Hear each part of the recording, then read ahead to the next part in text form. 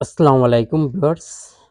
এই মুহূর্তে দেশ ও দেশের বাইরে থেকে যে যেখান থেকে আমার ভিডিওটি দেখছেন, সবাইকে আন্তরিক শুভেচ্ছা ও অভিনন্দন।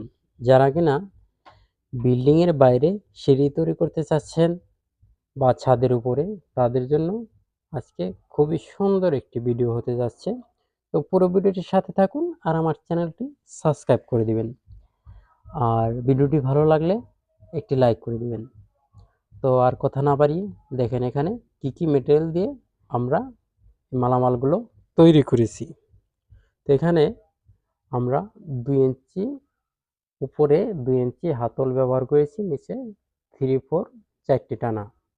তো এখানে 5 হাতলের একটি সিঁড়ি, আর আপনার মাঝখানে আমরা ব্যবহার করেছি 5 পাতা ফুল। অল্প টাকা বাজেটের ভিতরে খুবই সুন্দর একটি সিঁড়ি আমরা তৈরি করে দিয়েছি। আর পুরো সিঁড়িটি